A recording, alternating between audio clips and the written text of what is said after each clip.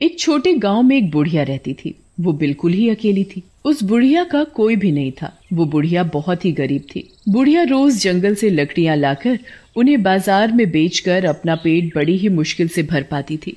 उस बुढ़िया का एक पड़ोसी था सरजू।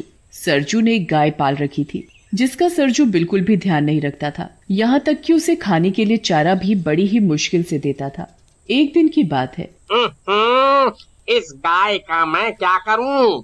ये गाय दूध वूध तो देती है नहीं, बस सारा दिन चारा ही खाती रहती है। इस गाय को कोई खरीदेगा भी तो नहीं, जिसे बेचकर मैं दूसरी नई गाय खरीद लाऊं। सरजू गाय को खाने के लिए चारा तो देता नहीं था, उल्टा उसे मारता और रहता। ये सब बुढ़िया रोज अपने घर से देखा करती। बुढ़िया को उस गाय पर बड़ी दया आती थी। कैसा नासपिटा इंसान है जो गौ माता को मारता रहता है। ऐसे आदमी को तो नरक में भी जगह नहीं मिलेगी। पाप लगेगा इसे, पाप। जब देखो बेचारी गाय को मारता ही रहता है। एक दिन की बात है। बुढ़िया सरजू के घर के आगे से जा रही थी, तभी उसे गाय के जोर जोर से चिल्लाने की आवाज आई, जिसे सुनकर वो रुक जाती है और वो सरजू के आंगन में झांक कर देखती है। लगता है गाय बहुत भूखी है, तभी इतने जोर जोर से शोर मचा रही है। ये सरजू खुद तो अपना पेट भर लेगा और घूमने निकल जाएगा, लेकिन बेचारी बेजुबान गाय के ऊपर इसे जरा भी दया नहीं आती। फिर बुढ़िया कहीं से गाय के लिए चारा लेकर आती है और सरजू के आंगन में जाकर गाय को चारा खिलाने लगती है और उसके सिर पर बड़े प्यार से हाथ फेरती है। चारा खाकर गाय का शोर मचाना बंद हो जाता है। गौ माता, तुझे भूख लगी थी ना? चारा खिलाकर बुढ़िया जैसे ही जाने लगती है तो गौ माता बुढ़िया की साड़ी मुंह में दबा लेती है। गौ माता, अब मुझे जाना होगा। अगर सरजू ने मुझे तेरे साथ देख लिया ना तो सोचेगा मैं गाय चुराने आई हूँ। इससे पहले कि सरजू आए मैं यहाँ से चली जाती हूँ। बुढ़िया को ना चाहते हुए भी वहां से जाना पड़ता है और फिर जैसे ही रात होती है, बुढ़िया बेचारी गाय के बारे में सोच सोच कर बड़ी परेशान हो रही थी। फिर पता नहीं कब उस बुढ़िया को नींद आ जाती है और अगली सुबह फिर जैसे ही सुबह होती है, बुढ़िया सीधे सरजू के पास जाती है और उससे कहती है, क्या तू मुझे अपनी गाय बेचेगा? सरजू गाय के बेचने की बात सुनकर अंदर ही अंदर खुश होने लगता है। आज तो लगता है भगवान ने मेरी सुन ली। क्या हुआ सरजू, तू किस सोच में पड़ गया? बता, तू मुझे अपनी गाय बेचेगा? हाँ हाँ माँ, क्यों नहीं। तो ठीक है, ये ले अपने पैसे और गाय मुझे दे। एक बात समझ में नहीं आई अम्मा, तुम इस बूढ़ी गाय का करोगी क्या? तुझे तेरी गाय के पैसे मिल गए ना, बस। बुढ़िया सरजू के हाथ में पैसे पकड़ाकर उससे गाय लेकर अपने घर आ जाती है और गाय को अपने आंगन में एक खूंटे से बांध देती है और उसे हरा हरा चारा खिलाती है और बड़े प्यार से गाय को निहारती है, जैसे उसे कोई अपना मिल गया हो। और फिर जैसे ही रात होती है, बुढ़िया गाय के आगे चारा डालकर सोने चली जाती है और अगली सुबह बुढ़िया सवेरे जल्दी जल्दी उठकर गाय का गोबर उठाती और फिर गाय के नीचे से साफ सफाई करके उसे नहलाती धुलाती है और फिर उसे खाने के लिए चारा देती है। ले गौ माता, चारा खा। बुढ़िया गाय को अपने हाथों से चारा खिलाती है। बुढ़िया के पास खुद के लिए खाने को होता या ना होता, पर वो गाय के लिए हमेशा समय से चारा खिलाती और उसकी खूब सेवा करती। वो गाय को जरा भी तकलीफ नहीं होने देती। बुढ़िया रोज रात को सोने से पहले उसे चारा देना नहीं भूलती थी। गाय भी बुढ़िया से बड़ी खुश होती। बुढ़िया की गाय अब पहले से ठीक हो चुकी थी। एक रात बुढ़िया गाय को चारा देकर सोने चली जाती है और जब वो सुबह उठती है और गाय के पास जाती है तो बुढ़िया के तो होश उड़ जाते हैं। ये क्या? गाय ने सोने का गोबर किया? क्योंकि वो गाय कोई मामूली गाय नहीं थी, एक जादुई गाय थी जो सोने का गोबर देती थी। फिर वो बुढ़िया चुपचाप गाय के नीचे से सारा सोने का गोबर उठाकर अपने कमरे में ले जाती है। अरे वाह, गौ माता ने मुझे सोने का गोबर दिया, इससे तो मैं गौ माता के लिए और भी चारा खरीद सकूंगी।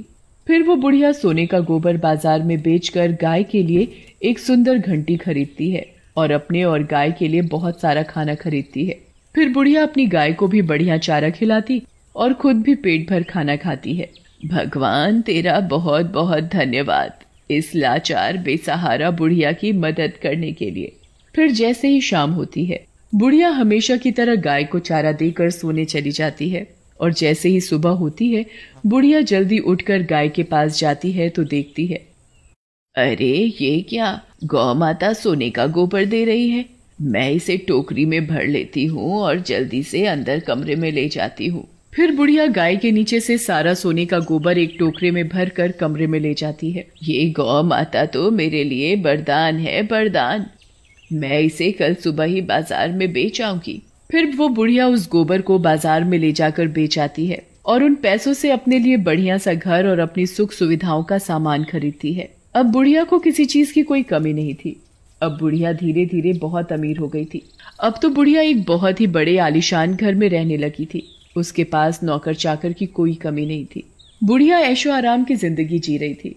बुढ़िया को अमीर होता देख सरजू सोच में पड़ जाता है। समझ में नहीं आता, ये बुढ़िया इतनी जल्दी अमीर कैसे बन गई, जैसे इसके हाथ कोई बहुत बड़ा खजाना लग गया हो।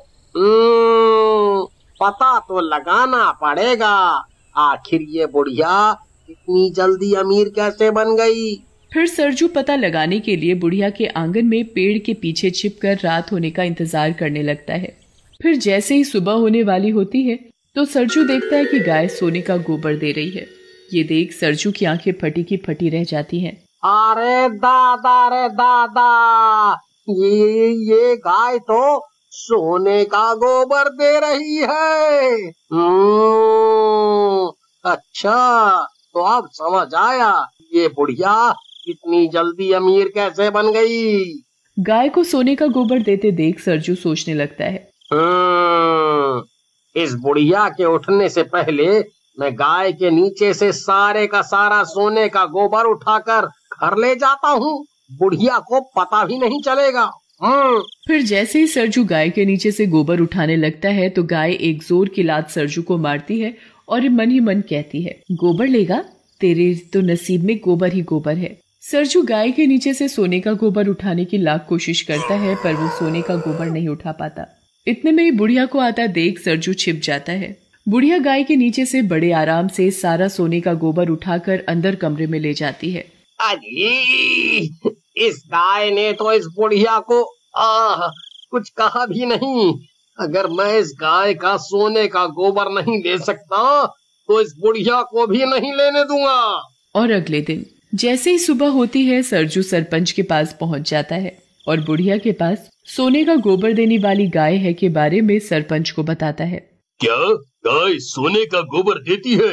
ऐसा कैसे हो सकता है? सरपंच जी, मेरी बात का यकीन करो, मैंने खुद अपनी आँखों से गाय को सोने का गोबर देते हुए देखा है। सोने का गोबर देने वाली गाय के बारे में सुनकर अब तो सरपंच के मन में भी लालच आ जाता है और वो बुढ़िया से गाय लेने के बारे में सोचने लगता है। अगर ऐसी बात है तो मैं तुम्हें माला माल कर दूंगा। तुम मुझे अभी के अभी उस बुढ़िया के पास ले चलो। बूढ़ी अम्मा, मुझे तुम्हारी गाय खरीदनी है। ये सुनकर तो बुढ़िया के पैरों से जमीन खिसक जाती है। पर मुझे अपनी गाय नहीं बेचनी। सरपंच बुढ़िया के हाथ में बहुत सारे पैसों की थैली पकड़ाकर उससे जबरदस्ती गाय खरीदकर अपने घर ले जाता है और उसे अपने कमरे में बांध देता है। ये देख सरपंच की पत्नी सरपंच से पूछती है, मुझे एक बात समझ नहीं आई कि इस गाय को आपने हमारे कमरे में क्यों बांध रखा है? अरे भगवान, ये कोई मामूली गाय नहीं है, सोने का गोबर देने वाली गाय है। भला गाय भी सोने का गोबर देती है? मुझे तो तुम्हारी बात पर जरा भी यकीन नहीं है। जब ये गाय सुबह सोने का गोबर करेगी तब तो यकीन करोगी। उधर बेचारी बुढ़िया अपनी गाय को याद कर कर के रोए जा रही थी। मेरी गाय, हाय रे मेरी गाय, मैं मेरी गाय के बिना कैसे रहूंगी? वो ही तो मेरे जीने का एक सहारा थी। बुढ़िया गाय को याद करके सो जाती है। उधर सरपंच की खुशी का ठिकाना नहीं था। सरपंच गाय को खूब सारा चारा खिलाता है जिससे कि गाय खूब सारा सोने का गोबर दे सके। फिर थोड़ी ही देर बाद सरपंच और उसकी पत्नी सो जाते हैं और जैसे ही सुबह होती है सरपंच की पत्नी सरपंच को उठाते हुए कहती है, ए जी उठो ना, देखो ना कितनी बदबू आ रही है, जैसे गाय ने गोबर कर रखा हो। ये क्या गोबर? गाय ने तो सोने का गोबर दिया ही नहीं। सरपंच सरजू की खूब धुलाई करता है और वापस गाय बुढ़िया को दे आता है। बुढ़िया गाय को वापस पाकर बड़ी खुश होती है और उसके गले लग जाती है।